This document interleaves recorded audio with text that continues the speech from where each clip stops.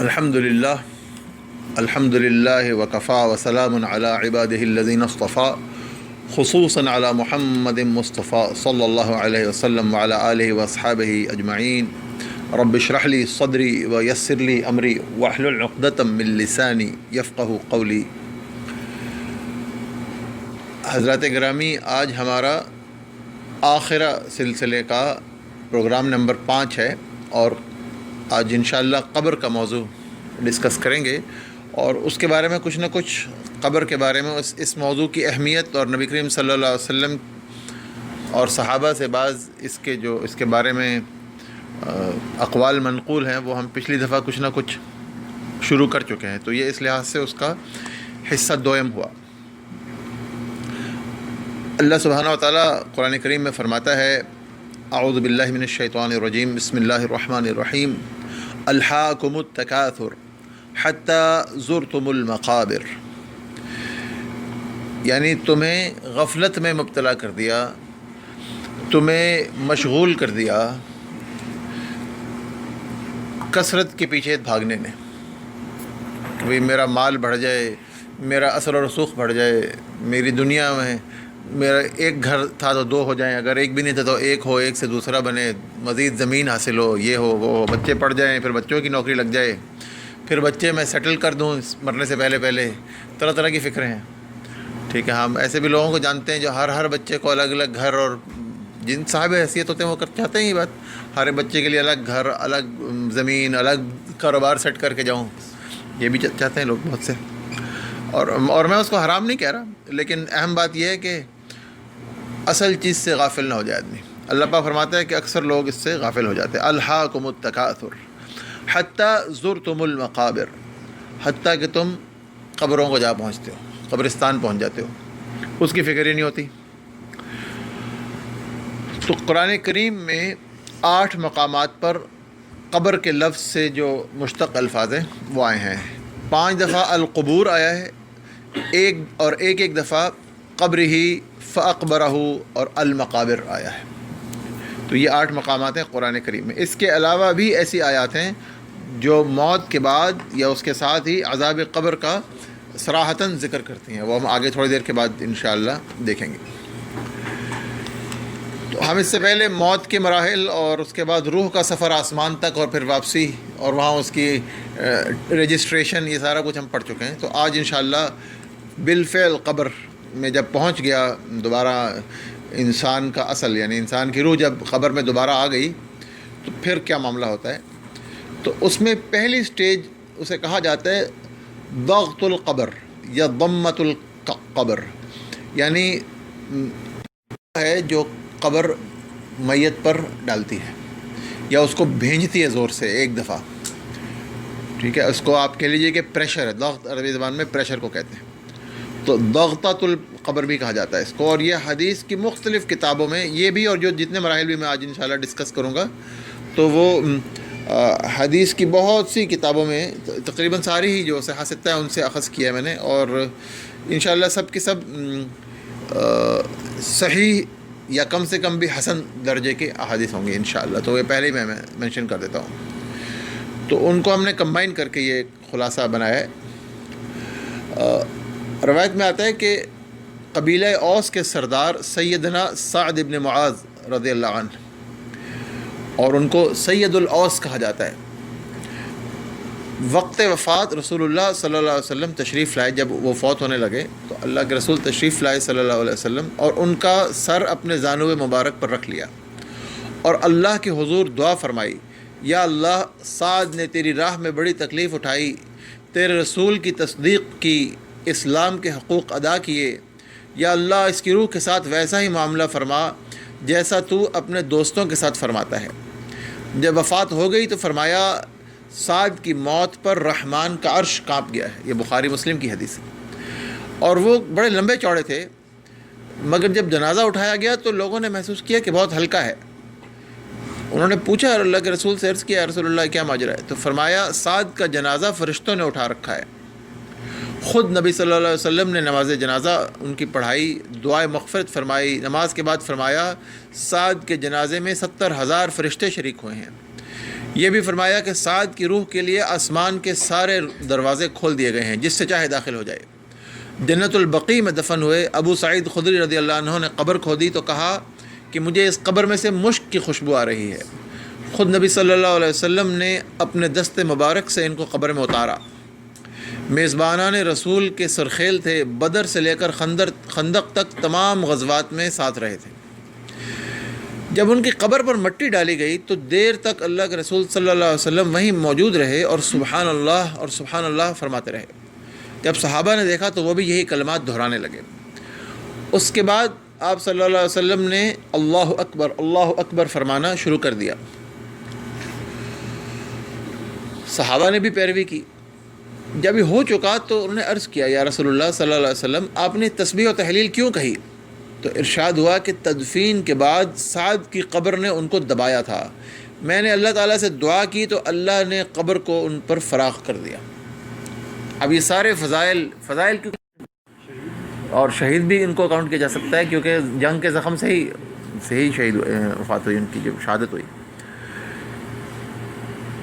یہ بھی ارشاد مبارک ہے کہ اگر قبر کے دبانے سے کوئی شخص نجات پا سکتا تو وہ سعد ابن معاذ ہوتے، مگر ایک دفعہ قبر نے ان کو بھی دبایا۔ یعنی یہ سننے والی بات ہے حضرت کہ ہم سارے بھی اس مرحلے کے ایگزامشن کسی کو حاصل نہیں ہے، تو جان لینا چاہیے۔ ایک اور حدیث آتی ہے کہ ایک بچہ دفن کیا گیا تو نبی کریم صلی اللہ علیہ وسلم نے فرمایا کہ اگر کوئی قبر کے دبانے سے بچتا تو یہ بچہ بچ جاتا، اور وہ تو معصوم بچہ تھا مگر ایک دفعہ اس کو بھی دبایا۔ یہ پروسیجر کا حصہ ہے، سمجھ لیجئے۔ یہ طبرانی کی حدیث ہے اور البانی نے اسے صحیح کہا ہے اس حدیث کو۔ اچھا، یہ دبانا جو ہے، اب اس کی یہ کیا معاملہ ہے؟ اس کے بارے میں اہل علم کے اقوال دو طرح کے ہیں۔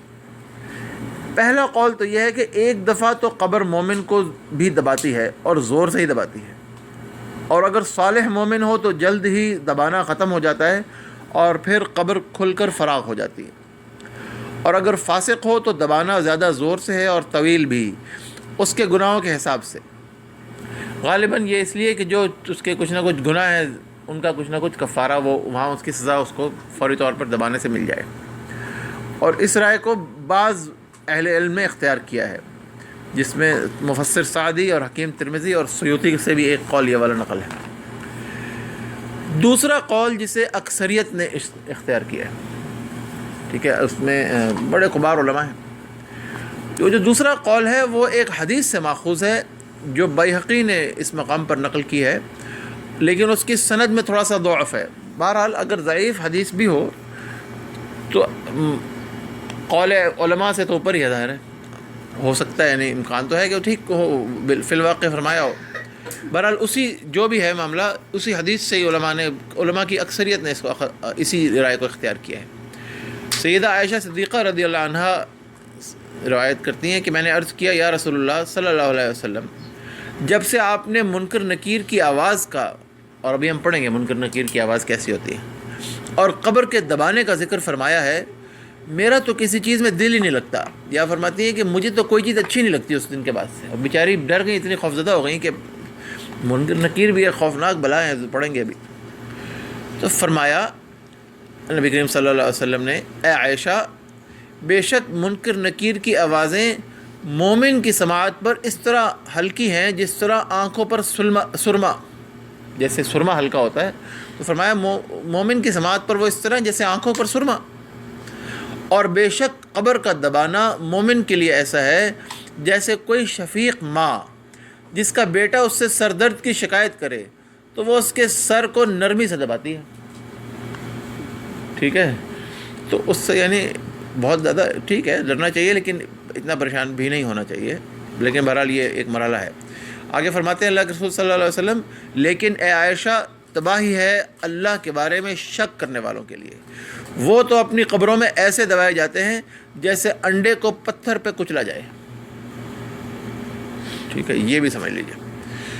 تو اور آگے آئے گا کہ اس کے دبانے سے یہ ہوگا کہ اس کی پسلیاں دائیں والی بائیں میں اور بائیں والی دائیں میں گھس جاتی ہیں۔ اللہ کے رسول نے اپنی انگلیوں کو پیوست کر کے دکھایا صلی اللہ علیہ وسلم، پڑھیں گے ابھی وہ انشاءاللہ۔ یہ تو تھا پہلا، پریشر آف دا گریو، فتنہ، اس کا پہلا یہ کہ دبانا۔ اب شروع ہوتا ہے فتنہ قبر۔ فتنہ عربی زبان میں کئی معنوں میں استعمال ہوتا ہے. یہاں مراد ہے آزمائش. اب یہ ایک آزمائش آخری باقی ہے, اس میں ایک امتحان ہوگا. ابھی میت دفنائی گئی ہوتی ہے اور وہ ابھی جانے والوں کی قدموں کی چاپ سن رہا ہوتا ہے, تو دو فرشتے آ جاتے ہیں. ان کے نام ہیں منکر نکیر, اور وہ انتہائی سیاہ فام ہیں. ان کی آنکھیں نیلی ہیں اور تانبے کے دیگچے کے برابر بڑی بڑی آنکھیں ہیں. ٹھیک ہے, وہ کوئی اور مخلوق ہے, انسانی شکل نہیں ہے. وہ میں عرض کرتا ہوں, ان کے بال جو ہیں بہت لمبے, زمین تک رونتے ہوئے آتے ہیں. وہ بالوں کے ساتھ لمبے لمبے بال ہیں, خوفناک بالوں والا کریچرز ہیں کوئی, استغفر اللہ. اور دانت ایسے ہیں جیسے گائے کے سینگ, اور اتنے لمبے کہ جن سے وہ زمین کو اکھیڑتے ہوئے آتے ہیں. جب وہ آ رہے ہوتے ہیں تو ان کے بالوں سے جو ہیں زمین پر گھسٹ رہے ہوتے ہیں, لمبے لمبے بال, خوفناک. آنکھیں ایسی خوفناک دیکھتیوں جیسی, بڑے بڑے دیکھتیوں جیسی, اور اتنے لمبے دانت جس سے زمین کو اکھیڑتے آ رہے ہیں. پتہ نہیں کہاں سے آ رہے ہیں, یہ بالکل اور ڈائمینشن ہے جس میں ہم چل رہے ہیں نا. وہ تو کہیں اور ہی ہے, انسان تو زمین کے نیچے لیٹا ہوا ہے. اچھا, وہ آتے ہیں تو آ کے میت کو بٹھا دیتے ہیں, چاہے مومن ہو چاہے کافر ہو, اور اس سے ایسی آواز میں سوال کرتے ہیں جو بجلی کی طرح ہے. یہاں ذکر کیا کہ مومن کو بٹھا کر ایسی آواز سے سوال کرتے ہیں کہ جو بجلی کی کڑک کی طرح ہے. لیکن دوسری جگہ آتا ہے کہ اگر کافر ہو تو گرجتے بادلوں کی طرح جیسی گرج ہوتی ہے ویسی آواز ہے, اور اس کے لیے ان کی آنکھوں سے چندھیا دینے والی چمک بھی آ رہی ہوتی ہے. ٹھیک ہے, اب ایسی مخلوق کو آدمی قبر کے اندھیرے میں اور تنہائی میں جب دیکھے گا, دو آگے اس کے, تو اس کے جو رہے سے حواس ہوتے ہیں ہوں گے بیچارے کے مرنے کے فوراً بعد, وہ بھی مختل ہو جائیں گے, بالکل اڑ جائیں گے, اور پریشان ہو جائے گا آدمی, یہ کیا ہو گیا, یہ کیا ہو رہا ہے میرے ساتھ. خوفناک ایک سین ہے. اور وہ ہیں بھی انتہائی سخت گیر, اور ایسی تیزی سے سوال کرتے ہیں اور فوری جواب چاہتے ہیں, اور فوری جواب نہ دو تو پھر مارتے بھی ہیں, ان کی سزا بھی دیتے ہیں, مہلت نہیں دیتے. آئیں اور آگے, ابھی وہ یہی بتایا نا اللہ کے رسول نے کہ ابھی قدموں کی چاپ ہوئی, آج گئی نہیں ہے, وہ ابھی چل رہے ہیں, لوگ ادھر ہی ہیں, اور یہ معاملہ شروع ہو چکا ہے. اور وہ بہت تیزی سے اور بہت سختی سے, they are very strong, they are not polite at all, بالکل رحم کرنے والے نہیں ہیں. خیر, وہ سوال کرتے ہیں, اور وہ 3 سوال کریں گے. من ربک, ما دینک, من نبیک. تیرا رب کون ہے, تمہارا دین کیا ہے, اور تمہارا نبی کون ہے. یہ ٹیسٹ ہے, یہ امتحان ہے. ٹھیک ہے, پیپر پہلے ہی آؤٹ ہے. اس امتحان میں فائدے کی بات یہ ہے کہ پیپر آؤٹ ہو چکا ہے, اور سوال بھی بتا دیے, جواب بھی بتا دیے. یہ سارا کچھ ممتحن نے خود کر دیا. ممتحن نے ہمیں خود ہی بتا دیا, بھی جو ہمارا ایگزامنر ہے انہوں نے کہا بھی یہ سلیبس ہے, اس کی تیاری کر لو. اور تیاری کے لیے وقت کتنا ہے, ساری عمر. لیکن دھوکے میں نہ رہیں, آج ہی سے شروع کرتے ہیں. پتہ نہیں کہ ساری عمر کتنی ہوتی ہے, کسی کو نہیں پتہ ہے نا. اچھا جی, اب اگین یہاں پہ ڈویژن ہے. سچے مومن کے ساتھ اور سلوک ہے, اور ادروائز کی 2-3 ٹائپس ہیں, وہ بعد میں ڈسکس کریں گے. اب جو سچا مومن ہوتا ہے, وہ اس کو جب اٹھا کر بٹھایا جاتا ہے, اور اس کے لیے حدیث میں الفاظ ہے الرجل الصالح. الرجل الصالح, ایمان اور عمل صالح والا شخص, مومن یا رجل الصالح. ایمان اور عمل الصالح, یہ دونوں کا کمبینیشن ضروری ہے. جب اس کو اپنی قبر میں بٹھایا جاتا ہے تو بغیر کسی گھبراہٹ کے اور پریشانی کے اٹھ کے بیٹھ جاتا ہے. اس میں اس کو ذرا بھی گھبراہٹ اور خوف لاحق نہیں ہوتا. یہ پہلی بات, نمبر 1. وہ جب تینوں سوالوں کے جواب میں کہتا ہے میرا رب اللہ ہے, میرا دین اسلام ہے, اور میرے وہ جو نبی تھے, یا بعض اوقات سوال آیا ہے کہ من نبی ہو, یا بعض اوقات یہ سوال ہوتا ہے کہ وہ ایک صاحب تمہارے اندر آئے تھے, وہ کون تھے, ان کے بارے میں تم کیا جانتے ہو. ٹھیک ہے, تو وہ کہتا ہے وہ محمد صلی اللہ علیہ وسلم تھے, اور اگر پچھلی امتوں میں سے ہوگا تو پچھلی امتوں کے اپنے نبی کا ذکر کرے گا. تو ہمارے لیے تو یہ ریلیونٹ ہے. تو وہ کہے گا کہ وہ محمد صلی اللہ علیہ وسلم تھے جو اللہ کے بندے اور اس کے رسول ہیں. وہ اللہ کی واضح نشانیاں لے کر آئے اور ہم نے ان کی تصدیق کی. تو اب فرشتوں کے سوال جواب ختم. یہ 3 بڑے آسان سوال ہیں, ٹھیک ہے, لیکن یہ جواب وہی دے سکے گا کہ جس کی تیاری ہوگی. وہاں پہ آسان نہیں ہے. اچھا, اب چوتھا جو ہے نا, ایک ایسے ہی ایک ایکسٹرا سوال ہے, وہ ایگزام کا حصہ نہیں ہے. وہ اس سے پوچھیں گے, وہ کہیں گے اچھا یہ بتاؤ کہ یہ تم نے کہاں پڑھا, یہ تمہیں کیسے پتہ چلا ہے سارا کچھ. تو وہ کہے گا میں نے اللہ کی کتاب پڑھی, اس پر ایمان لایا اور اس کی تصدیق کی. تو پڑھنا ضروری ہے. ٹھیک ہے, ضروری ہے کہ آدمی پڑھے, بھائی پڑھے یا سنے یا سیکھے. یہ سیکھنے اس کو ضروری ہے بھائی. اگر نہیں سیکھے گا تو معاملہ ٹھیک نہیں ہے. جب یہاں تک بات پہنچ جاتی ہے تو آسمان سے اللہ کی طرف سے ایک اناؤنسمنٹ ہوتی ہے, ایک منادی پکارتا ہے, قد صدق عبدی, میرے بندے نے سچ کہا. اس کے لیے جنت سے بستر لے آؤ اور جنت سے لباس لے آؤ اور جنت کی طرف اس کا ایک دروازہ کھول دو جہاں سے جنت کی ہوا اور خوشبو اس کو آتی رہے, اور اس کی قبر کو فراخ کر دیا جاتا ہے. آپ کے خیال میں تو وہی چھوٹی سی ایک اتنی سی لحد ہے, اس کی قبر کو فراخ کر دیا جاتا ہے تا حد نگاہ. بعض روایتوں میں یہ آئے, بعض روایتوں میں 70 ہاتھ آئے, بعض روایتوں میں 40 ہاتھ آئے, بعض لوگوں نے 35 فیٹ بھی لکھا ہے بعض علماء نے اپنی کتابوں میں. تو لیکن انہوں نے یہ بھی لکھا ہے کہ یہ ساری باتیں جب مینشن ہیں تو اس کا مطلب یہ ہے کہ پرابلی جو پلاٹ کا سائز ہے نا وہ اعمال اور درجات سے اس کا وہ کتنا بڑا پلاٹ ملے گا وہاں پہ, تا حد نگاہ والا یا 40 گز والا جو بھی ہے, تو وہ آدمی کے درجے پر ہے کس لیول کا شخص ہے. بہرحال ہے سچا مومن. قبر کو نور سے منور کر دیا جاتا ہے, وہ بالکل اب اس میں اندھیرے کا کوئی گزر نہیں, اور جنت سے اب خوشبوئیں آ رہی ہیں اور جناب سارے نعمتیں اور اکرامات انعامات ہو رہے ہیں. گویا جنت سے وہ کہتے ہیں کہ گویا جنت کے ساتھ اس کا ایک کنیکشن جو ہے نا لگا دیا جاتا ہے. اب وہ قبر جو ہے جنت کے باغوں میں سے ایک باغ بن گیا ہے. اور ہماری اگر پاکستان کی ٹرمینالوجی میں کہیں تو ایک کنڈا جو ہے نا جیسے لگاتے ہیں نا لوگ, تو وہ کنڈا جو ہے نا قبر کے ساتھ اس کی جنت کے ساتھ اس کا لگ جاتا ہے.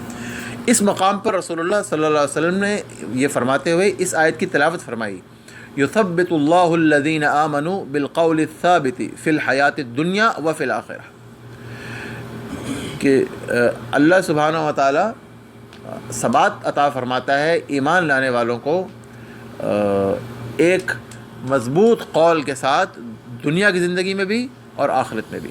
وَيُضِلُّ اللَّهُ الظَّالِمِينَ, اور ظالموں کو اللہ گمراہ کر دیتا ہے. جو ظالم لوگ ہیں ان کو یہ ثبات عطا نہیں ہوتا. یہ ثبات جو اس کو ملا ہے کہ خوف گھبراہٹ کچھ نہیں ہے, یہ سارا کچھ یہ کلمہ طیبہ پر مضبوطی سے عمل کی وجہ سے, اس پر یقین پر اور عمل پر. سورہ ابراہیم کی آیت ہے یہ. پھر اس کی قبر میں دوزخ کی طرف بھی ایک سوراخ کر کے دکھایا جاتا ہے, ٹھیک ہے. وہ دیکھتا ہے کہ دوزخ کی آگ اس میں ایسی شدید ہے کہ اس کا ایک حصہ دوسرے حصے کو پیس رہا ہے, خود دوزخ کا ایک حصہ اس کے دوسرے حصے کو پیس رہا ہے, توڑ رہا ہے. یحتم بعضها بعضا, اس قدر وہ شدید آگ اس کی. تو وہ فرشتے کہتے ہیں یہ تمہارے لیے ہوتا مگر اللہ نے تجھے اس سے بچا لیا ہے, اور اس کے بدلے جنت میں تجھے ایک گھر عطا فرمایا. وہ بھی اس کو دکھایا جاتا ہے اس کا مقام جنت میں, اس سے اس کی خوشی میں کئی گنا اضافہ ہو جاتا ہے. وہ جس سے بچا ہے اور جو چیز حاصل ہو رہی ہے اس سے مزید اس کی خوشی میں بے حد اضافہ ہو جاتا ہے. اور اس کے لا الہ الا اللہ کہنے پر فرشتے اسے کہتے ہیں اسی عقیدے پر تو زندہ تھا, اسی پر مرا اور انشاءاللہ اسی پر اٹھے گا. ٹھیک ہے. تو اہم چیز یہ ہے لا الہ الا اللہ جو ہے کہ بندے کی خالص توحید پر وفات ہو, یہ بہت اہم ترین پوائنٹ ہے. اچھا, کہیں سے ایک خوبصورت بڑا ہی نورانی شکل و صورت والا آدمی بہترین لباس اعلیٰ ترین خوشبو اس میں سے لگائے ہوئے وہ آ جاتا ہے ایک, تو مومن حیران ہوتا ہے. وہ کہتا ہے تو کون ہے, تو بڑا ہی خوبصورت تیری شکل ہے اور تو بڑی خیر و برکت والا شخص معلوم ہو رہا ہے. وہ کہتا ہے میں تمہارا نیک عمل ہوں. وہ کہتا ہے میں تمہارا نیک عمل ہوں جو تو دنیا میں کرتا تھا. تو وہ مجسم ہو کے اس کے ساتھ آ جائے گا. بعض روایتوں میں آتا ہے کہ وہ اس کے ساتھ بیٹھ کے گپ شپ لگائے, اس کا دل بہلائے گا بھائی وہ تنہا نہ ہو, اور تھوڑی دیر بعد قیامت آ جائے گی اللہ عالم. تو حضرت حاتم اسم ایک مشہور بزرگ گزرے ہیں, وہ کہتے ہیں کہ ان کے شیخ کے ساتھ وہ کہتے ہیں کہ 33 سال رہے. جب 33 سال کے بعد جانے لگے تو شیخ نے پوچھا بھی تو اتنے سال میرے ساتھ رہا ہے تو کیا سیکھا؟ تو انہوں نے کہا حضرت میں نے 8 باتیں سیکھی. تو شیخ نے کہا یار انا للہ و انا الیہ راجعون, تو اتنے سال رہا تو 8 باتیں سیکھی میں, یہ تو پر یار ایک بات بھی نہ بنی پوری. تو انہوں نے کہا حضرت میں تو یہی 8 بات سیکھے ہیں. انہوں نے کہا اچھا بتاؤ. اب وہ 8 کی 8 تو میں آج ذکر نہیں کروں گا, ان میں سے ایک میں بتاؤں گا. انہوں نے اس میں سے ایک یہ ہے کہ میں نے دیکھا کہ ہر شخص کا کوئی نہ کوئی محبوب ہے, تو میں نے اپنی نیکیوں کو اپنا محبوب بنا لیا کہ میں نیک کام کرنے کو محبوب بنا لوں گا, کیونکہ اسی نے میرے ساتھ جانا ہے. اگر میرا محبوب میرے ساتھ قبر میں بھی چلا جائے تو یہ بہترین بات ہے. تو میں نے جو ہے میں نے نیکیوں کو اپنا محبوب بنا لیا. تو بہرحال وہ 8 باتیں جب انہوں نے خلاصہ بیان کیا تو ان کے استاد بڑے خوش ہوئے, ان کو بڑا شاباش دی. خیر, جب اتنا سب کچھ وہ ہوگا تو مومن کو 2 خواہشات ہوں گی. پہلے وہ کہے گا مجھے ذرا چھوڑ دو, میں اپنے گھر والوں کو جا کے سب بتاؤں تو صحیح, بھی یہ ہو رہا ہے میرا بہترین ہو رہا ہے معاملہ، تو فرشتے کہیں گے فی الحال یہیں رہو، ابھی نہیں جا سکتے. تو وہ کہے گا اچھا یا اللہ بس پھر قیامت جلدی سے قائم ہوتا کہ میں اپنے گھر والوں سے ملوں اور وہ انعامات اکرامات حاصل ہوں جن کی جھلک دکھائی جا رہی ہے. دوسری خواہش کیا ہوگی؟ اللہ جلدی سے قیامت آ جائے. بس اب وہ قیامت کا بے چینی سے انتظار کر رہا ہے. تو اسے اس دلہن کی طرح سلا دیا جاتا ہے، حدیث میں آتا ہے، جسے اس کی سب سے محبوب ہستی کے سوا اور کوئی نہیں اٹھاتا، حتیٰ کہ اللہ تعالیٰ اسے اس کی خوابگاہ سے ہی اٹھائے گا قیامت کے دن. تو بھائیو اللہ سے محبت کر لو، ہے نا. اللہ تعالیٰ اگر ہمارا سب سے محبوب ہستی ہو جائے تو اس سے بڑھ کر کیا بات ہے نا. اللہ سبحانہ و تعالیٰ ہمیں اپنی سچی محبت نصیب فرمائے. تو اللہ سے آمین. اللہ سے محبت کیا ہے؟ اس کے دین سے، اس کی باتوں سے، اس کے احکامات سے محبت، اور اس کے ممنوعات سے نفرت اور پرہیز. یہی ہے نا، یہ اللہ سے محبت ہوگی. علماء لکھتے ہیں کہ محبت کی اہم ترین صفت جو ہے وہ اطاعت ہے. آپ اپنے محبوب کی خواہش کے خلاف تو نہیں کام کرتے نا، ابھی وہ ناراض ہو جائے گا تو ناراض تو نہیں کرنا. محبت میں تو ایسا نہیں ہوتا. اللہ پاک ہمیں عطا فرمائے، آمین. بعض احادیث میں نمازی کی ایک خاص شان بیان ہوتی ہے. نماز پڑھنا، جیسے قرآن میں اتنی دفعہ نماز کا جگہ جگہ ذکر ہے، جہاں مومنین کی صفات بیان کی، شروع بھی نماز سے کیا، اینڈ بھی نماز پہ کیا. 10 میں سے 3 صفات، 9 میں سے 2 صفات، بار بار اس طرح. نمازی کی ایک خاص شان ہے. وہ کہتے ہیں، حدیث میں آتا ہے کہ جب نمازی وہ اٹھ کے بیٹھتا ہے تو وہ اس کو لگتا ہے کہ سورج کا جو ہے نا غروب ہونے کا ٹائم قریب ہے، عصر کی نماز کا وقت نکلنے والا ہے. ٹھیک ہے، ادھر سے وہ فرشتے آ جاتے ہیں، وہ اس سے سوال جواب کرتے ہیں. تو وہ کہتا ہے او ٹھہرو مجھے پہلے نماز پڑھنے دو. اور فرشتے کہتے ہیں کہ ہاں بے شک تو نمازی ہے، مگر پہلے ہمارے سوالوں کا جواب دے. وہ کہتے ہیں ہٹ جاؤ بھائی، مجھے نماز پڑھنے دو بھائی. فرشتے کہتے ہیں بھائی پہلے ہمارے سوالوں کا جواب تو دو. پھر وہ تھوڑا سا تنگ آ کے پوچھتا ہے اچھا کیا تم مجھ سے پوچھے جا رہے ہو، اور پھر بالکل درست جواب دے دے گا. ٹھیک ہے، اب وہ مجھ سے کہہ رہے ہیں جواب دے، وہ کہہ رہے ہیں بھائی ہٹو، میں نے پہلے نماز پڑھنی ہے. ٹھیک ہے، تو وہ اس کو ہوتا ہے کہ کہتے ہیں اچھا نماز کو تم بعد میں پڑھنا، تو پہلے تو یہ کر. اس سے بڑی مشکل سے اس کو جو ہے نا اس بات پہ قائل کرتا ہے کہ بھائی ہمارے سوالوں کا جواب تو دے دے. تو وہ علماء لکھتے ہیں کہ سبحان اللہ، دیکھیں ایک طرف انتہائی خوفناک، ڈراؤنی، غیر انسانی مخلوق، قبر کا وحشت ناک تاریک منظر، اور نمازی بھائی ہیں ان کا اطمینان اور وقار ایسا ہے کہ کسی کو خاطر میں نہیں لا رہے ہیں. فرشتے بیچارے بھی منکر نکیر ہیں بھائی، کوئی آرڈنری فرشتے نہیں ہیں. وہ بھی یہ نہیں ہے کہ اس کے ساتھ کوئی غیر احترام کا معاملہ کرے، ہے نا. وہ بھی ایسے ادب اور احترام سے پیش آ رہے ہیں جیسے کوئی بہت بڑا آفیسر ہے اور نئے مقام پر اس کی پوسٹنگ کی گئی ہے. اب کوئی جو اہلکار اس کو لینے آئے ہیں ان کی شکل اچھی ہے بری، اس کو کیا ہے تو بہت بڑا افسر ہے. وہ تو کوئی ہے جو اس کے لیے اس کی کوئی گاڑی شاڑی اس کے لیے لے کر آئے ہوں گے جیسے ہوتا ہے نا دنیا میں. تو اس نے تو اپنا کام کرنا ہے، یعنی نماز اور اطاعت میں کرنا ہے.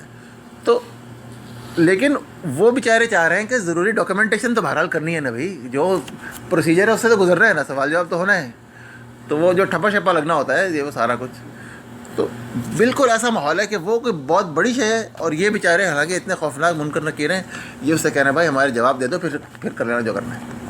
تو یہ اللہ نے جو ہے ذالک فضل اللہ یؤتیہ من یشاء، اللہ نے اپنے نمازی کو یہ فضیلت عطا فرمائی. اللہ تعالیٰ ہمیں بھی اپنے بہترین نمازی بنا دے. نماز بہت اعلیٰ شے ہے، ایسی بے خوفی اور ایسا سکون سچے نمازی کو عطا ہوگا، بڑی ہی باعث رحمت اور آرام دہ چیز ہے. اور ابھی آخرت میں جو اس کے فوائد ہیں قیامت کے دن، یعنی قیامت میں جو یوم القیامہ کو آئیں گے، وہ تو اس کے علاوہ ہیں. اب دوسری طرف چلتے ہیں. یہ تو ہو گیا رجل الصالح. اب ذکر ہے الرجل السوء، برا آدمی. برے آدمی کے بھی جو معاملات ہیں، اب حدیث میں کئی مختلف الفاظ آئے ہیں، اور بعض دفعہ ایک ہی حدیث میں 2-3 الفاظ آئے ہیں، 2 سے زیادہ 2 الفاظ آئے ہیں. کہیں آیا الرجل السوء، برا آدمی، کہیں آیا وَإِمَّا الْكَافِرُ او منافق، یا کافر یا منافق، دونوں کا ایک ہی معاملہ ہوگا. ٹھیک ہے. اور کہیں یہ بھی آیا وَإِن كَانَ مُنَافِقًا، اگر وہ منافق ہو. اور یہ بھی آیا ہے وَإِن كَانَ مِنْ أَهْلِ الشَّكِّ، اگر وہ شک میں مبتلا تھا، پکا یقین نہیں تھا اس کو. ٹھیک ہے. تو ان سے تقریباً سوال و جواب ایک ہی جیسے، اور انجام بھی تقریباً ملتا جلتا ہے. وہ میں ابھی عرض کرتا ہوں، کوئی اگر فرق ہوا تو وہ بھی عرض کر دوں گا. ٹھیک ہے. بہرحال جب اس کو اٹھایا جاتا ہے تو وہ انتہائی گھبرایا ہوا خوف زدہ اور دہشت ناکی کی کیفیت میں اٹھایا جاتا ہے. اس بیچارے کو خبر ہی نہیں تھی, بالکل ایک ان ایکسپیکٹڈ ماحول اس کو پیش آ رہا. اس کا خیال تھا کہ آنکھ بند ہوگی, چلو جب مر جاؤں گا تو سب کچھ ختم ہو جائے گا. تو ختم تو کچھ نہیں ہوا, اچانک ایسا ہے گویا منظر چینج ہو گیا بالکل. تو اب وہ پریشان ہے کہ یہ کہاں آ گیا, انتہائی وہ ڈرا ہوا ہوگا. اور اس نے ان باتوں کو کبھی سنا ہی نہیں تھا, یا اگر سنا تھا تو کبھی اہمیت نہیں دی تھی, تیاری تو کبھی کی ہی نہیں تھی. تو جب وہ منکر نکیر کی شکلیں دیکھتا ہے تو انتہائی بدحواس ہو جاتا ہے. اوپر سے وہ انتہائی اکھڑ اور غضبناک لہجے میں اس سے سوال کرتے ہیں. وہ جو بھی سوال کرتے ہیں وہ کہتے ہیں ہاں ہاں مجھے کچھ پتہ نہیں. پھر کبھی کہتا ہے میں نے لوگوں کو کچھ کہتے سنا ہے, میں نے بھی وہی کہہ دیا, کچھ سنا تھا میں نے.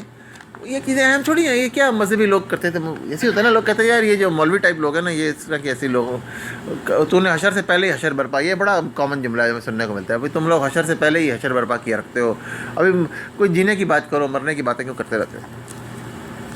تو اس لیے کرتے ہیں کہ تیاری کریں انشاءاللہ. تو وہ کہتا ہے میں نے لوگوں کو کچھ کہتے سنا تھا, جو کچھ میں نے سنا تھا وہی کہہ دیا. اس نے سنا تھا ہیں, کہاں سے سنا تھا یہ بھی سوچیں, ذرا رک کے سوچیں کہاں سے سنا تھا. یا تو اس نے اپنے بے دین دوست یار احباب سے سنا ہوگا, یا ہو سکتا ہے والدین اور خاندان والے ہی پرواہ نہیں کرتے تھے, اس نے بھی نہیں کی. یا آج کل TV, radio, internet, talk shows, یہ بھی انسان کے جو وہ کہتے ہیں بعض لوگوں کا پیغمبر ٹی وی ہوتا ہے, اور ان کے کانسیپٹ کبھی ٹھیک نہیں ہو سکتا.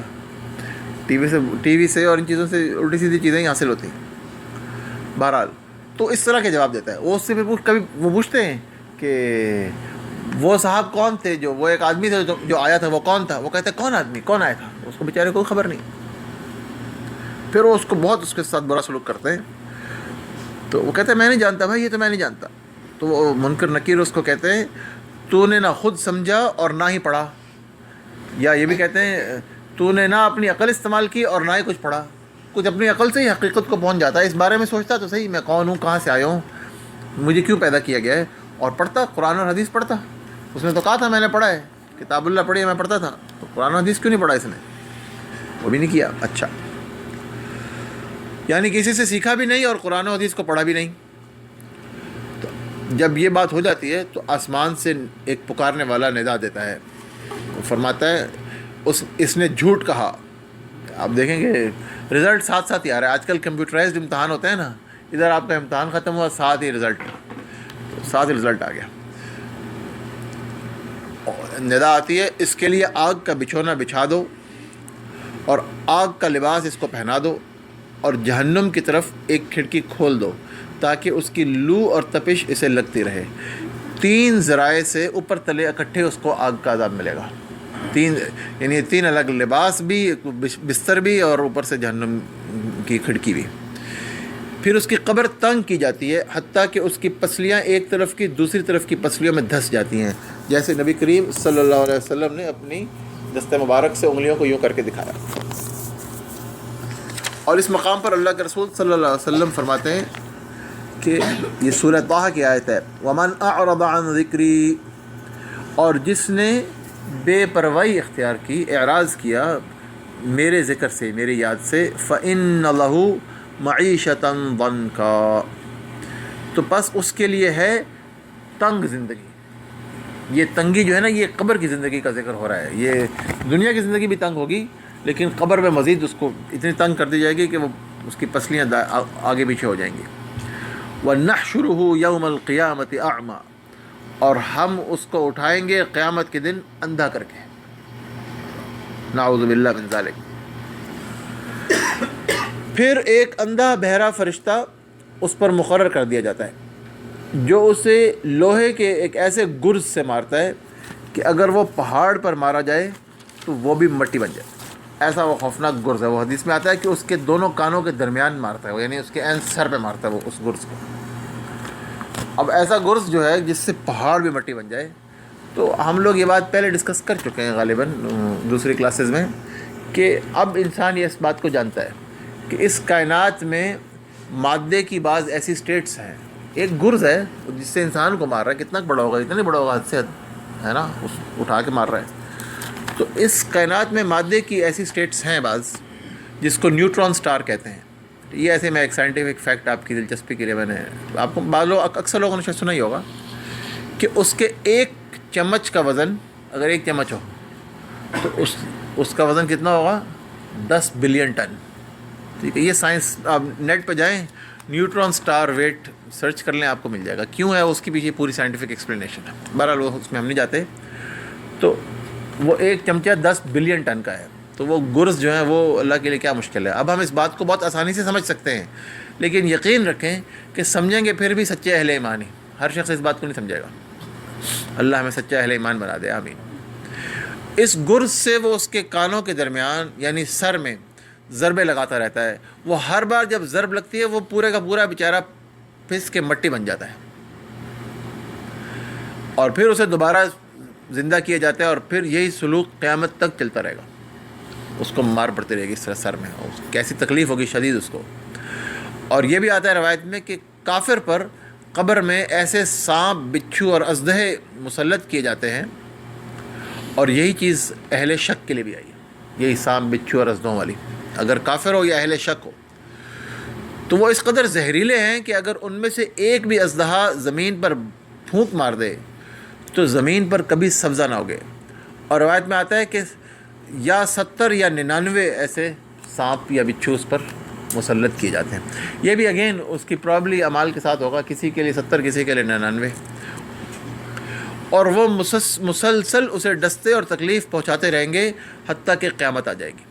اور ان کفار و منافقین کے عذاب اور چیخ و پکار کو جن و انس کے سوا تمام مخلوقات سنتی ہیں. اعاذنا اللہ من ذالک، اللہ پاک ہمیں ان میں سے نہ بنائے، آمین. اس کے پاس پھر ایک انتہائی ابھی سارا عذاب چل رہا ہے، شروع ہو رہا ہے، تو ایک انتہائی بدصورت، غلیظ کپڑوں اور بدترین بدبو اور سڑاند والا ایک شخص آتا ہے. مرنے والا اس کو دیکھتا ہے تو بہت ہی اس کا دل خراب ہوتا ہے. اوپر سے وہ آتا ہے تو آ کے اس کو ویلکم کرنے کے بجائے کہتا ہے کہ اور تجھے رسوا کن اور ہمیشہ ہمیشہ کے عذاب کی بشارت ہو. بشارت بھی بڑی بری دیتا ہے اس کو. یہ بھی اس کو کہتا ہے تجھے اللہ شر عطا کرے. اب اللہ کا پتہ چل گیا ہے تو ہے کون، تو بہت ہی کوئی بری شکل والا، خراب شر والا بندہ ہے. تو وہ کہتا ہے میں تیرے برے اعمال ہوں. اگلے الفاظ سننے والے ہیں حضرات، میں بھی جب یہ سنا تو بہت بری طرح ڈر گیا. فرماتے ہیں اللہ کے رسول صلی اللہ علیہ وسلم فرماتے ہیں کہ وہ کہے گا میں تیرے برے اعمال ہوں، تو اللہ کی اطاعت میں ٹال مٹول کرنے والا اور اس کی نافرمانی میں ہر وقت تیار رہتا تھا. انسان کو دل کہتا ہے یار چلو آج سے توبہ کر کے میں کوشش کرتا ہوں نیک بن جاؤں. تو ایک دفعہ ضمیر اس کو کہتا ہے تو دل آگے سے کہتا ہے، یا ہم کہتے ہیں نہیں یار چلو کل سے توبہ کروں گا، آج میں ذرا یہ فلم دیکھ لوں، آج میں ذرا یہ کھا لوں، یہ میں کھا لوں، تھوڑا سا حرام اور کھا لوں، یہ ابھی تو آسانی سے مل رہا ہے، کل سے میں توبہ کر لوں گا. ہے نا، یہ بہت عام بات ہے. وہ کل آتی کبھی نہیں ہے، یاد رہے. اس کو پروکریسٹینیشن کہتے ہیں انگریزی میں. اور یہ فرمایا تو اللہ کی اطاعت میں ٹال مٹول کرنے والا تھا اور نافرمانی ہر وقت اس کے لیے تیار رہتا تھا. واللہ یہ بہت مشکل جو ہے نا، یہ سب سے مشکل پوائنٹ ہے. میں سمجھتا ہوں کہ ہم میں سے اکثر شاید یہ کرتے ہوں. اللہ پاک ہمیں توفیق دے، ابھی توبہ کر لیں اور ابھی اصلاح کر لیں، ٹال مٹول نہ کریں. کل کر لوں گا نہ کہیں، یہ نہ کہیں ابھی تو بڑی عمر پڑی ہے چلو تھوڑا سا انجوائے کر لوں. ٹھیک ہے، یہ نہ کہیں کوئی تھوڑا سا، دنیا کی زندگی ہے ہی تھوڑی سی، اس نے فوراً ختم ہو جانا ہے، کوئی پتہ نہیں کب ختم ہو جانا ہے نا. تو لہٰذا اس کو ٹالنا نہیں چاہیے. نبی کریم صلی اللہ علیہ وسلم کی حدیث ہے، صحیح مسلم میں ہے کہ اچھے اعمال میں جلدی کر لو. فتنے تاریک رات کے ٹکڑوں کی طرح آتے ہیں، اور آدمی صبح مومن ہوگا اور شام کو کافر، یا شام کو مومن ہوگا اور صبح کافر، اور اپنے دین کو تھوڑی سی دنیا کی خاطر بیچ دے گا. تو جو کرنا ہے فوری کرو، دیر نہ لگاؤ. اللہ پاک ہمیں توبہ کی، سچی توبہ کی توفیق عطا فرمائے، آمین. بہرحال وہ جو کافر ہوگا وہ اس قدر شدید عذاب کو دیکھ کر اور قیامت میں اس سے زیادہ کی مزید بشارت پا کر وہ خواہش کرے گا کہ یا اللہ بس قیامت یہی کافی ہے، قیامت کبھی نہ آئے. وہ یہ خواہش کرے گا. اور اللہ پاک نے قرآن کریم میں عذاب قبر کی طرف بہت جگہ اشارہ فرمایا ہے. عذاب قبر بھی اور فرشتوں کا روح نکالنا، اس کا کچھ نہ کچھ ہم پہلے بھی ذکر کر چکے ہیں. 2 مقامات میں آج صرف مینشن کرنا چاہتا ہوں. ایک ہے اللہ پاک سورہ غافر میں فرماتا ہے جہاں آل فرعون کا ذکر ہو رہا ہے. تو اللہ فرماتا ہے النار یعرضون علیہا غدوا وعشیا، کہ وہ ایک آگ ہے جس پر وہ پیش کیے جاتے ہیں صبح شام. ابھی جس جو ہے جس دن سے وہ مرے ہیں تب سے ان کے ساتھ یہ سلوک ہو رہا ہے. وَيَوْمَ تَقُومُ السَّاعَةُ، اور جس دن قائم کر دی جائے گی وہ گھڑی یعنی قیامت، تو ادخلوا آل فرعون اشد العذاب، تو کہا جائے گا کہ آل فرعون کو شدید ترین عذاب میں داخل کر دو.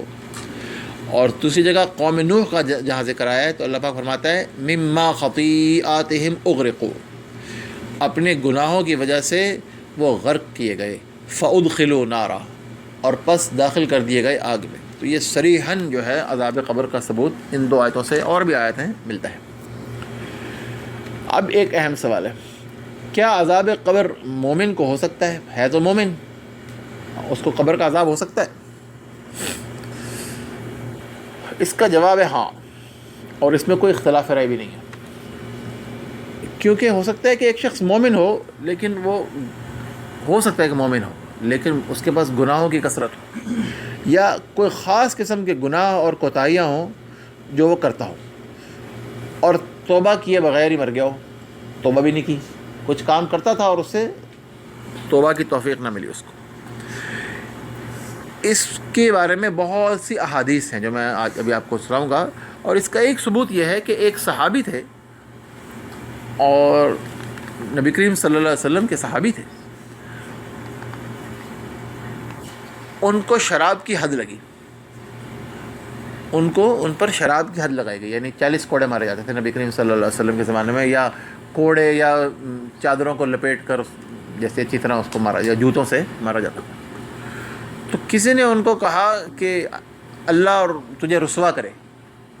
جب ان کو حد لگی تو کسی نے ان کو کہا اللہ تجھے رسوا کرے، اور کسی نے ان کو کہا اور تجھ پر لعنت ہو، تو جو ہے شراب کی حد میں پکڑا جاتا ہے اور پھر سزا ملتی ہے. تو نبی کریم صلی اللہ علیہ وسلم نے اس سے منع فرمایا. اور جب جس شخص نے کہا کہ اللہ تجھے، اب دیکھیں شخص ملزم نہیں ہے، مجرم ہے، سزا یافتہ، اس کو سزا ہو رہی ہے، پھر بھی اللہ اور اس کا رسول، بہرحال کسی کو اس کی حد سے زیادہ نہیں سزا ملنی چاہیے، جو ہے بس وہ کافی ہے، اس سے آگے کہنے کا کسی کو حق نہیں ہے. جب کسی نے کہا کہ اللہ تجھے رسوا کرے تو اللہ کے رسول نے فرمایا ایسا نہ کہو، یہ اللہ اور اس کے رسول سے محبت کرتا ہے. امیجن کریں، اللہ کے رسول گواہی دے رہے ہیں کہ یہ اللہ اور اس کے رسول سے محبت کرتا ہے. ان کا نام بھی آتا ہے حدیث میں لینا نہیں چاہتا، ٹھیک، نام بھی آتا ہے، لقب بھی آتا ہے، جس نے پڑھا ہو اس نے پڑھا ہوا ہے.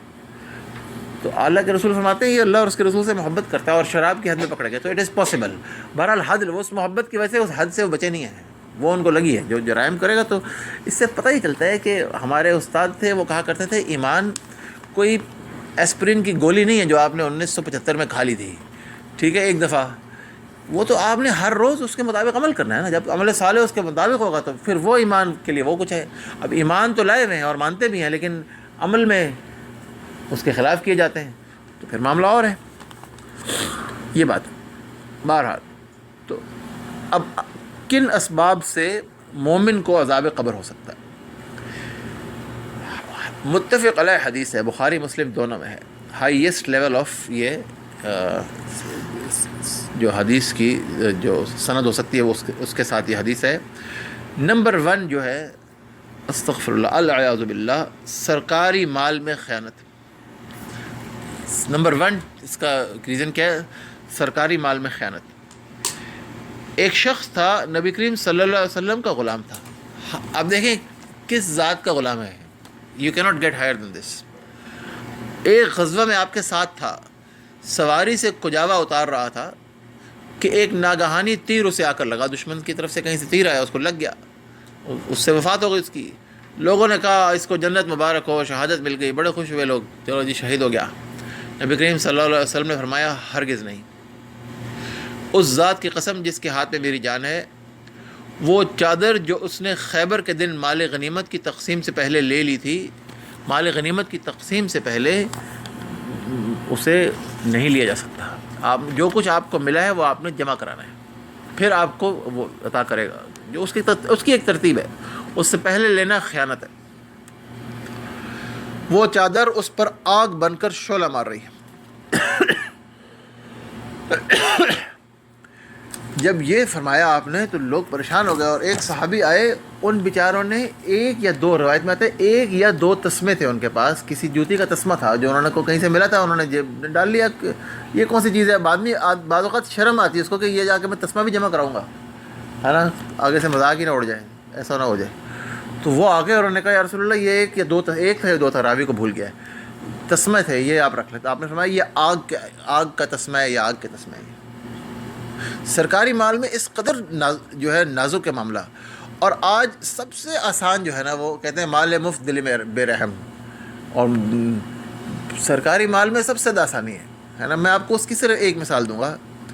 ہمارے ہسپتال کی جو فارمیسی ہے، جو سرکاری ہسپتال کی فارمیسی ہے، اس کے بارے میں یہ قول ہے، اور صحیح قول ہے، کہ 80% دوائیں خود فارمیسی والوں کے گھروں، محلوں اور رشتہ داروں کو جاتی ہیں.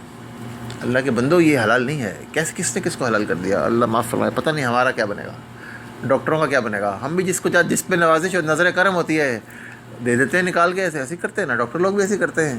جو بھی اہلکار ہے ویسے کرتے ہیں، اور اگر نہ کریں تو ان کو برا بھی سمجھا جاتا ہے.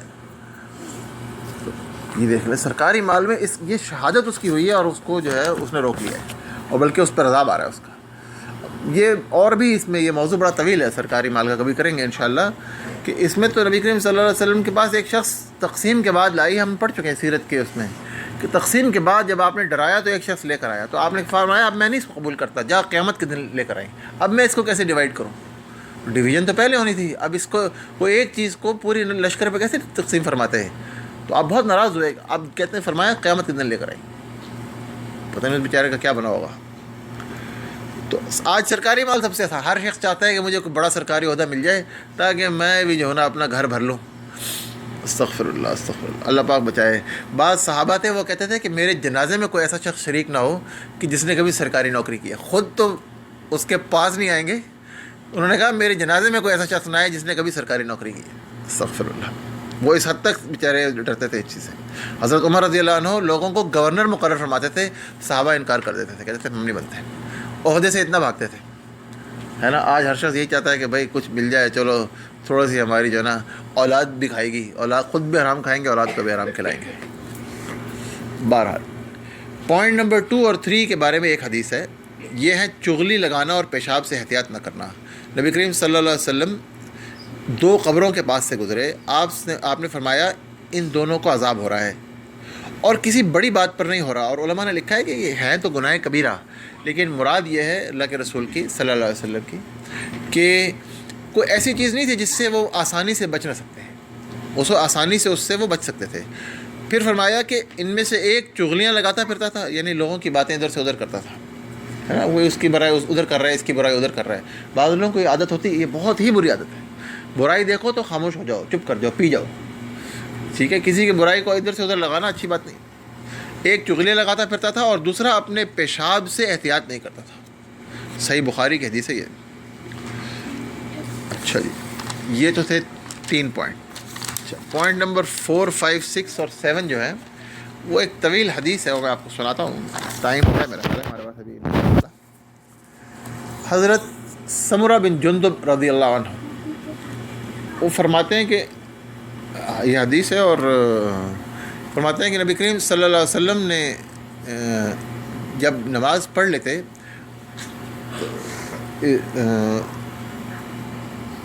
تو چہرہ انور ہماری طرف کر کے فرماتے کہ تم میں سے آج رات کس نے خواب دیکھا ہے؟ تو اگر کسی نے خواب دیکھا ہوتا تو بیان کر دیتا، اور اللہ کے رسول جیسے اللہ چاہتا ویسے کچھ نہ کچھ اس کی تعبیر فرماتے. پھر اسی طرح ایک دن آپ نے پوچھا صبح فجر کی نماز کے بعد، غالباً یہ فجر کی نماز کا ذکر ہے، کہ کیا تم میں سے کسی نے خواب دیکھا ہے؟ کسی نے نہیں بتایا خواب. تو فرمایا آج رات میں نے 2 شخص دیکھے ہیں. یعنی ذکر خواب کا ہو رہا ہے تو خواب ہی دیکھا ہوگا، اور نبی کا خواب سچا ہوتا ہے. میں نے 2 شخص دیکھے کہ میرے پاس آئے اور میرا ہاتھ پکڑ کر مجھے ارض مقدس کی طرف لے گئے. وہاں ایک آدمی بیٹھا ہوا تھا اور ایک آدمی کھڑا تھا، اور کھڑے آدمی کے ہاتھ میں لوہے کا زنبور تھا. وہ بیٹھے کے گال میں داخل کر کے اسے چیر دیتا. ایک لوہے کا زنبور تھا، اسے خوب چیرتا یہاں تک کہ گدی تک پہنچ جاتا، یعنی یہاں سے لے کے گدی تک. استغفر اللہ. پھر دوسرے گال میں اس طرح کرتا. جتنی دیر وہ دوسرے گال میں اس طرح کرتا تو اس کا پہلا گال درست ہو جاتا. وہ پھر اس طرح دوبارہ کرتا رہتا. میں نے پوچھا یہ کیا ہے؟ انہوں نے کہا چلیے. پھر چل پڑے، یہاں تک کہ ایک اور آدمی کے پاس آئے جو پیٹھ کے بل یعنی لیٹا ہوا تھا سیدھا، اور ایک آدمی پتھر یا چٹان لے کر اس کے سر پہ کھڑا تھا، اور وہ اس کے ساتھ اس کے سر کو کچلتا تھا، یعنی زور سے اس کے سر میں مارتا تھا. جب وہ زور سے اس کے سر میں مارتا تو پتھر دور چلا جاتا، ایسے ہی ہوتا ہے نا. تو وہ اسے لینے کے لیے جاتا تو اس سے پہلے کہ واپس آئے تو اس لیٹے ہوئے شخص کا سر پہلے کی طرح درست ہو جاتا. وہ پھر اس کو وہی مارنے لگ جاتا، وہ واپس آ کے پھر اسے مارتا ہے. میں نے کہا یہ کیا ہے؟ دونوں نے کہا آگے چلیں، آگے چلیں. یہاں تک کہ ایک گڑھے کے پاس پہنچ گئے. وہ گڑھا جو ہے وہ تنور کی طرح تھا، اوپر سے تنگ تھا اور نیچے سے وسیع تھا. وہ ایکچولی تنور ہی تھا لیکن وہ گڑھے کی طرح تھا. اس کے نیچے آگ تھی، اس گڑھے کے اندر آگ تھی.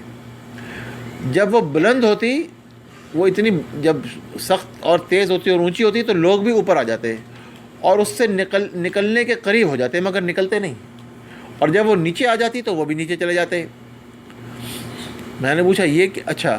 اور اس میں بہت سارے ننگے مرد عورتیں تھیں، اس میں بہت سارے مرد عورتیں تھے جو بالکل ننگے تھے، انہوں نے کپڑے نہیں پہنے ہوئے تھے. میں نے پوچھا یہ کیا ہے؟ انہوں نے کہا آگے چلیں، آگے چلیں. یہاں تک کہ ایک خون کی نہر پر پہنچ گئے. نہر ہے اور خون کی بنی ہوئی ہے، اس میں سے خون بہہ رہا ہے، جس کے درمیان میں ایک آدمی کھڑا ہے اور نہر کے کنارے ایک شخص اس کے سامنے پتھر لے کر کھڑا ہے. جب نہر والا آگے بڑھتا اور نکلنے کا ارادہ کرتا، یہ آدمی اس کے منہ پر پتھر مارتا اور اسی جگہ واپس لوٹا دیتا. وہ جب بھی نکلنے کی کوشش کرتا یہ اس کے منہ پر پتھر مار کر واپس اسی طرح لوٹا دیتا. یہی سلسلہ چل رہا ہے. وہ بار بار اس کے منہ پہ پتھر مار رہا ہے، اس سے خون بہہ رہا ہے غالباً، اور اس میں اسی کی نہر بنی ہوئی ہے غالباً. میں نے کہا یہ کیا ہے؟ انہوں نے کہا آگے چلیں. پھر ہم چل پڑے یہاں تک کہ ایک سرسبز و شاداب باغ میں پہنچے. اس میں ایک بہت بڑا درخت تھا، بہت ہی بڑا. اس کی جڑ پہ کے ساتھ ایک بوڑھا شخص اور اس کے ارد گرد بہت سارے بچے تھے. اور دوسری روایت میں آتا ہے کہ ایک بہت ہی طویل بوڑھا تھا وہ، حتیٰ کہ گویا مجھے اس کی شکل نظر آنا دشوار تھا، کیونکہ بہت طویل القامت وہ بوڑھا شخص تھا. اور بہت سارے بچے اس کے ارد گرد تھے. اور درخت کے سامنے ہی تھوڑا آگے ایک شخص آگ جلا رہا تھا، ایک شخص آگ جلا رہا تھا. تو وہ دونوں جو لینے آئے تھے وہ مجھے لے کر درخت پر چڑھ گئے اور ایک گھر میں لے گئے جو درخت کے درمیان میں تھا. اور دوسری روایت میں آتا ہے، بخاری کی روایت ہے وہ بھی، اس میں یہ تو غالباً ہاں یہ بھی بخاری کی روایت ہے اور دوسری بھی. تو اس میں آتا ہے کہ اوپر جب گئے تو ایک بستی دیکھی جس کی اینٹیں سونے چاندی کی بنی ہوئی تھیں اور بہت ہی خوبصورت بستی تھی. جب یہ درخت کے اوپر چڑھے تو اوپر ایک کوئی بستی تھی. اب یہ ایک اور عالم چل رہا ہے نا. اس میں ایک بہت ہی زبردست خوبصورت مکان تھا. اللہ کے رسول فرماتے ہیں میں نے اس سے خوبصورت کبھی کوئی گھر نہیں دیکھا تھا. بہت ہی خوبصورت کوئی محل ہوگا زبردست قسم کا. اس میں بوڑھے بھی تھے، جوان بھی تھے، عورتیں بھی تھیں، بچے بھی تھے. ٹھیک ہے، بہت طرح طرح کے اس میں ہر قسم کے، ہر عمر کے لوگ تھے. پھر وہ مجھے نکال لائے. پھر وہی درخت پھر موجود تھا اور پھر اس پر اور اوپر چڑھے. پھر ایک اور گھر میں پہنچ گئے جو پہلے والے سے بھی زیادہ خوبصورت اور عمدہ تھا. اور اس میں جوان بھی تھے اور کچھ بوڑھے لوگ بھی تھے. ٹھیک ہے، اس میں بوڑھے اور جوان تھے. عورتوں اور بچوں کا ذکر نہیں فرمایا اللہ کے رسول صلی اللہ علیہ وسلم نے. نہیں ہوں گے یا کم ہوں گے. میں نے ان دونوں سے کہا آج رات تم نے مجھے بہت پھرایا ہے، اب جو کچھ میں نے دیکھا ہے اس کے متعلق مجھے بتاؤ تو. انہوں نے کہا ہاں. وہ پہلا شخص جس کا جبڑا چیرا جاتا تھا وہ بہت جھوٹا شخص ہے، جھوٹی باتیں بنایا کرتا اور لوگ اس سے سن کر دنیا میں پھیلاتے رہے. بس قیامت تک اس کے ساتھ یہی ہوتا رہے گا. یہ جھوٹ کا انجام ہے. ٹھیک ہے، ہماری عدالتوں میں کیا چلتا ہے؟ ایک لفظ میں اگر بتایا جائے جھوٹ چلتا ہے. ہمارے کاروباروں میں کیا چلتا ہے؟ جھوٹ چلتا ہے.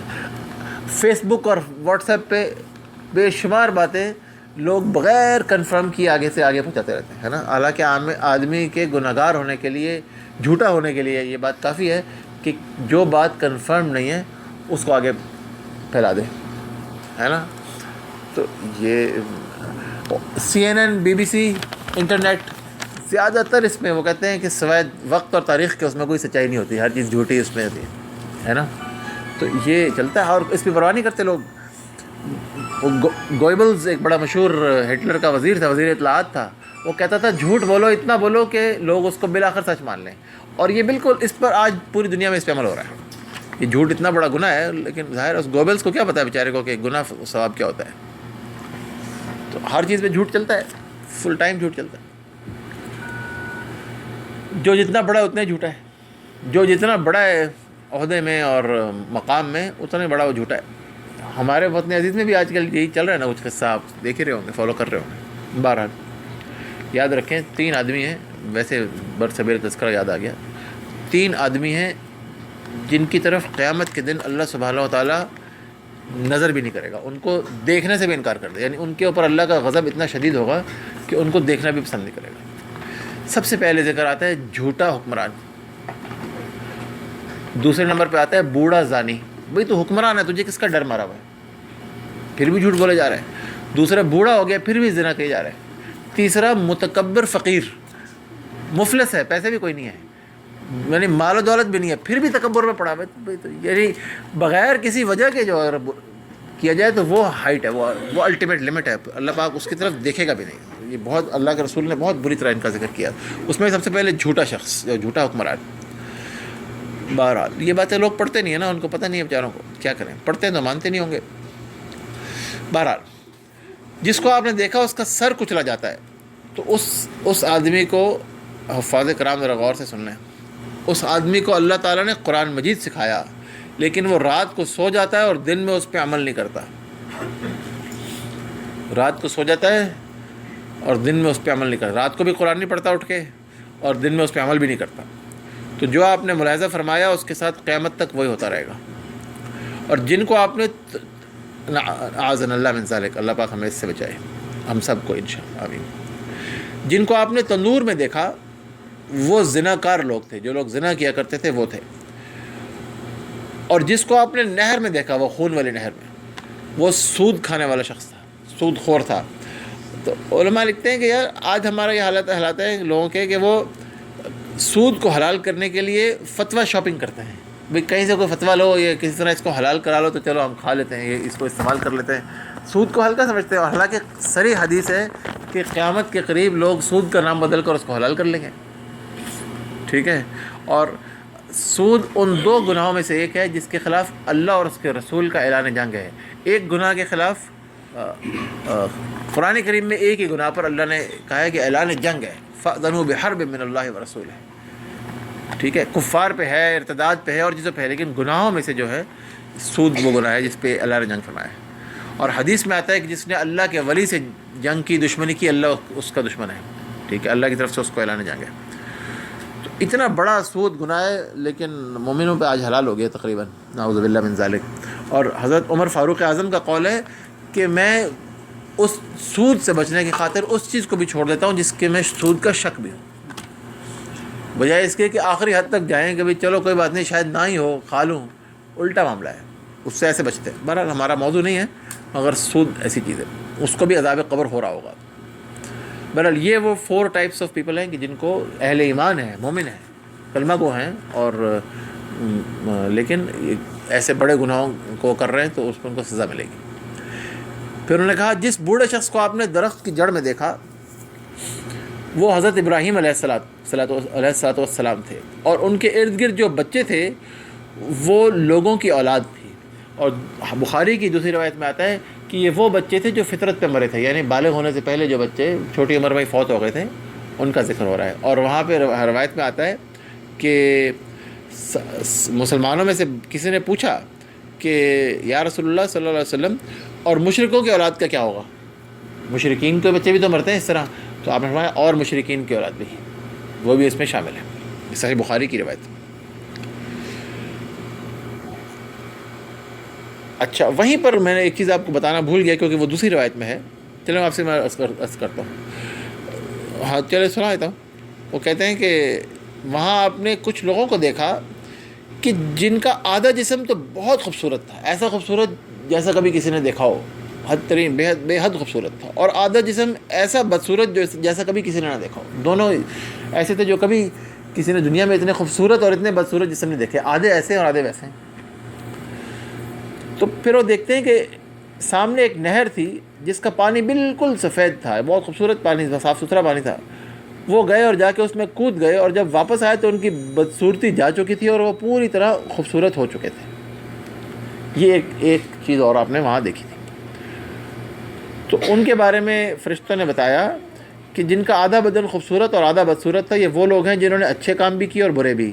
تو اللہ نے ان کو معاف فرما دیا کہ جن کے پاس نیکیاں بھی تھی اور گناہ بھی تھے، اللہ نے معاف کر دیا اور وہ سارے کے سارے خوبصورت ہو گئے. پھر کہا وہ شخص جو آگ بھڑکا رہا تھا، وہاں پہ دھونک رہا تھا آگ کو، وہ جہنم کا جو انچارج فرشتہ ہے، مالک، وہ تھا. پھر جس گھر میں آپ سب سے پہلے گئے تھے درخت کے اوپر چڑھ کر بستی میں، وہ عام مومنین کا گھر تھا. اور وہ جو دوسرا گھر تھا وہ شہداء کا گھر تھا، وہ شہیدوں کا گھر تھا. شہیدوں کا الگ، ان کی بستی الگ ہے بھائی. یہ عاشق کون سی بستی کے یارب رہنے والے ہیں، بڑا مشہور شعر ہے نا. تو وہ شہداء، وہ سب سے بڑے عاشق شہداء ہی ہیں نا. اور کون سے جی پوش، ان کا نہیں، پوش تو سارا ہی ہے، مگر یہ کوئی رائل ایریا ہے، خاص ایریا. پوش تو انشاءاللہ جنت ساری ہے. بہرحال اس میں مزید صحیح، بالکل صحیح. اچھا، پھر انہوں نے کہا کہ میں جبریل ہوں اور یہ میکائیل ہیں، ذرا اپنا سر اوپر اٹھائیے. تو اللہ کے رسول صلی اللہ علیہ وسلم فرماتے ہیں میں نے سر اٹھایا تو میرے اوپر بادل جیسی چیز تھی، اور ایک روایت میں ہے کہ تہ بتہ سفید بادل جیسا کچھ تھا. ان دونوں نے کہا یہ آپ کی منزل ہے، یعنی آپ اس ادھر اندر آپ نے داخل ہونا ہے. تو کہتے ہیں اللہ کے رسول فرماتے ہیں میں نے کہا مجھے چھوڑ دو تاکہ میں اپنے گھر میں داخل ہوں. تو فرمایا نہیں، ابھی آپ کی عمر باقی ہے جو آپ نے پوری نہیں کی، جب آپ اسے پوری کر لیں گے تو اسی میں داخل ہوں گے. اب ہمارا آخری ٹاپک آج کا ہے کہ اب اتنا عذاب قبر کا ذکر ہو گیا تو کوئی اچھی بات ہونی چاہیے. عذاب قبر سے بچنے کا بھی کوئی طریقہ ہے؟ بچنے کا طریقہ کیا ہے؟ کچھ تو ہم نے پڑھے ہیں ظاہر ہے، لیکن اسپیسیفکلی احادیث میں تذکرہ کیا جاتا ہے. جیسے کہ میں عرض کر چکا ہوں، یہ ساری احادیث سیاہ ستہ سے اور حدیث کی کتابوں سے ماخوذ ہیں اکثریت، اور اگر اس کے باہر سے بھی ہیں تو صحیح یا حسن درجے کی احادیث. تو ایک روایت میں آتا ہے کہ جب مومن کو دفن کیا جائے گا تو عذاب کا فرشتہ جو ہے، اس کے گناہ بھی ہوں گے کچھ نہ کچھ ہے، تو عذاب کا فرشتہ اس کے سر کی طرف سے آنا چاہے گا. تو اچانک سر کی طرف سے اس کی جو نماز ہوگی وہ اس کے آگے حائل ہو جائے گی. یہ پھر نماز آگے بیچ میں، اور اس کو فرشتے کو کہے گی اب وہ مجسم ایک چیز بن کے آ گئی ہے، اور فرشتے کو کہے گی ادھر سے نہیں تو آ سکتا، جا کہیں اور سے آ جا. وہ بیچارہ اس کو سپرسیڈ نہیں کر سکے گا نا، وہ پھر جائے گا دائیں طرف جائے گا، تو اس کا روزہ اس کے آگے آ جائے گا. کہے گا بھی روزہ دار تھا، روزے رکھتا تھا، ادھر سے نہیں آ سکتا تو، میں روزہ ہوں، چل بھاگ جائے سے. وہ بیچارہ فرشتہ جو ہے بائیں طرف سے آئے گا، تو وہاں زکوٰۃ اس کے سامنے آ جائے گی. ٹھیک ہے، وہ کہے گی ادھر سے بھی نہیں. بالآخر وہ فٹ اینڈ سے جو ہے پیروں کی طرف سے آنے کی کوشش کرے گا. تو جتنے اس کے باقی اعمال تھے، صدقات تھے، ذکر تھا، لوگوں کے ساتھ اچھا سلوک تھا، اور بھلائیاں، لوگ کسی کی مدد کی، کسی کے کام آیا، جو اس کی دوسری بھلائیاں تھیں، وہ فٹ اینڈ پہ آ کے، اس کے پیروں کی سائڈ پہ آ کے، وہ بھی اس کو فرشتہ بیچارہ چاروں طرف سے اس کو عذاب دینے کا کوئی رستہ نہیں پائے گا، اس کو جانا پڑے گا، وہ اس کی حفاظت کریں گے. ایک اور روایت میں آتا ہے کہ جو شخص روزانہ رات کو سورہ ملک کی تلاوت کرے. ایک روایت میں آتا ہے کہ ایک صحابی ایک قبر کے پاس بیٹھے تھے، تو انہوں نے اس قبر میں سے سورہ ملک کی تلاوت سنی. قبر میں سے بڑے پریشان، کسی مسلمان سے، کسی صحابی کی قبر تھی ظاہر ہے، وہ دوسری بھی رضی اللہ عنہ. تو انہوں نے آ کے اللہ کے رسول صلی اللہ علیہ وسلم سے عرض کیا، تو آپ نے تصدیق فرمائی کہ ہاں بھی جو شخص اس کو روزانہ پڑھے گا اس کو قبر کے عذاب سے نجات ملے گی. یہ بھی آتا ہے کہ قیامت کے دن سفارش کرے گی یہ سورہ ملک جو، اور بھی صورتوں کے بارے میں آتا ہے، لیکن عذاب قبر کے لیے خصوصاً سورہ ملک کا ذکر آتا ہے. تیسرا ہے مرابط. المرابط وہاں چوتھا لکھا ہے، مگر میں پہلے اس کا ذکر کرنا چاہتا ہوں. المرابط وہ شخص ہے جو اسلامی سرحدوں کی حفاظت کرتا ہے. مرابط ربط سے نکلا ہے، ربط کا مطلب ہے باندھنا. وہ اپنی جگہ سے ہل نہیں سکتا جب تک اس کی ریپلیسمنٹ نہ آ جائے. پوری رات اس نے کھڑے رہنا ہے، ٹھیک ہے، یا اگر کوئی ریپلیسمنٹ کو کچھ ہو گیا تو دن بھر بھی کھڑا ہے. اور جس نے دشمن کو جو ہے آبزرو کرنا ہے، سو گیا یا لیٹ گیا ریسٹ کرنے کے لیے، حتیٰ کہ اس کو تو جو ہے وہ رفع حاجت بھی ادھر ہی کہیں کرنی ہے، اس حالت میں کرنی ہے کہ کہیں کچھ مس نہ ہو جائے، ہے نا. وہیں کہیں آس پاس ہی کرے گا نا، وہ 2-4 منٹ لگا کے جلدی سے. تو اس کی لائف کافی تنگ ہوتی ہے مرابط کی. تو لیکن مرابطہ ایسی چیز ہے کہ اس کا اجر بہت زیادہ ہے.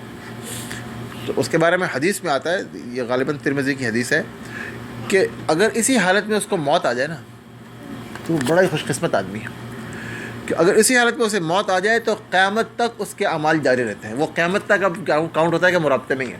جسے ہم مرابطہ کہتے ہیں نا, اصل میں یہ پہرہ داری ہے کہ بھئی سرحدوں کی حفاظت کرنا, کمر کس لینا. اور اس کے بارے میں یہ بھی آتا ہے کہ وہ عذاب قبر سے معمون رہے گا. اب وہ تو مرابطے میں ہے, وہ تو حفاظت کر رہے ہیں سرحدوں کی, جو اللہ کے دین کی سرحدوں کی حفاظت کر رہا ہے, یعنی مسلمانوں کی اسلامی سرحدوں کی حفاظت کر رہا ہے, اس کو عذاب کیوں آئے گا؟ وہ تو ڈیوٹی کر رہا ہے بیچارہ, ہے نا, وہ تو پریویلیج ہستی ہے, افسر ہے, اس کو بھی عذاب قبر نہیں آئے گا. چوتھا ہے شہید. شہید کے بارے میں آتا ہے کہ وہ بھی عذاب قبر سے محفوظ رہے گا. قبر کا ہال اور قیامت کا جو ہال ہے ان دونوں ہالوں سے محفوظ رہے گا. تو صحابہ میں سے کسی نے پوچھا کہ یا رسول اللہ کیوں شہید کیوں محفوظ رہے گا؟ تو آپ نے فرمایا کہ جو تلواروں کی چمک کا ہال ہے نا, اس کے اوپر بھئی اوپر تلواریں چل رہی ہیں, نیزیں اور تیر تلوار چل رہے ہیں, تو آپ کو بھی آگے لگ رہے ہیں یا لگنے لگے ہیں, تو اس کا بھی ایک ہال ہوتا تو ہے نا, انسان ہے. تو اللہ کے رسول نے فرمایا اس پر وہ تلواروں کی چمک کا ہال کافی ہے, بس اس کے بدلے میں یہ دوسرے ہال اس کو معاف ہو جائیں گے. اور آج کے دور میں آپ امیجن کریں کہ گولیوں کی جو ہے بوچھاڑ ہو رہی ہے, گولیاں آ رہی ہیں, زن گزر رہی ہیں دائیں بائیں سے, اور گولوں کی گھنگھرج ہے نا, اور پھٹ رہے ہیں, اور رات میں ہے تو ان کے شعلے آ رہے ہیں. تو آسان ماحول نہیں ہے, جنگ لڑنا جو ہے مذاق نہیں ہے. تو جو مجاہدین اللہ کے بندے لڑتے ہیں ان کے لیے اس کا ہال کافی ہے. تو قبر کا عذاب ان کو نہیں ملے گا, بلکہ شہید کے لیے تو 6 انعامات ہیں. ترمذی کی حدیث ہے کہ شہید کے لیے 6 انعامات ہیں. اس کا پہلا خون کا قطرہ بہتے ہی اس کی معافی ہو جاتی ہے. جنت میں اس کا مکان اسی وقت اس کو دکھا دیا جاتا ہے. قبر کے عذاب سے نجات مل جاتی ہے. قیامت کے دن جو بڑا ہال ہے اس سے اس کو جو بڑا خوف کا جو ہے الفزع الاکبر جو ہے اس سے اس کو جو ہے بچاؤ ہو جاتا ہے. وہ اس کو نہیں ہوگا, بلکہ اس کے بجائے اس کو ایک سکینت کا تاج پہنایا جائے گا, جس کا ایک ایک یاقوت ایسا ہے کہ دنیا اور مافیہ سے افضل ہے. اس کا ایک ایک جو اس میں جواہرات لگے وہ ایسے ہیں کہ یاقوت کا تاج ہے وہ, اور اس میں وہ ایسا ہے کہ ایک ایک اس کا جوہر دنیا اور مافیہ سے بہتر ہے. پوری دنیا میں اس جیسی کوئی چیز نہیں ہے. پوری دنیا مل جائے اس کی قیمت نہیں ادا ہو سکتی. 5ویں نمبر پہ یہ کہ حور العین میں سے 72 کا اس سے نکاح کر دیا جائے گا. اور 6 نمبر پر یہ کہ اپنے خاندان کے 70 افراد کی شفاعت کا اس کو اذن ملے گا. تو یہ بہت بڑے بڑے انعامات ہیں جو شہید کو حاصل ہوں گے. بعض روایات میں یہ بھی آتا ہے کہ جو شخص جمعہ کے رات, یعنی جمعہ اور جمعرات کی درمیانی رات یا جمعہ کے دن جس کو موت آئے, اس کے لیے بھی امید ہے کہ اس کو قبر کے عذاب سے وہ بچے گا. اور بعض صحابہ سے یہ بھی مروی ہے کہ جو شخص پیٹ کی بیماری سے مرے گا, کیونکہ پیٹ کی بیماری سے مرنے والے کے لیے بھی شہادت کا حکم, ڈوب کے مرنا, پیٹ کے مرنا, اور 2-3 اموات ہیں جن کے بارے میں آتا ہے کہ وہ شہادت کے ایکویولنٹ کاؤنٹ ہو جائیں گی. اللہ پاک کی یہ رحمت ہے امت مسلمہ پر. تو جو شخص پیٹ کی بیماری سے مرے گا وہ بھی قبر کے عذاب سے محفوظ رہے گا.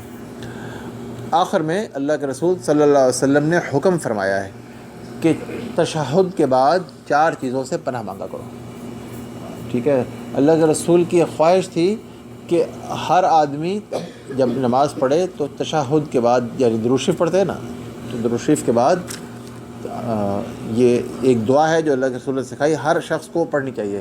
اللہم انی اعوذ بکا یا انا نعوذ بکا, ایک ہی بات ہے, یعنی ہم دعا مانگتے ہیں یا میں دعا مانگتا ہوں.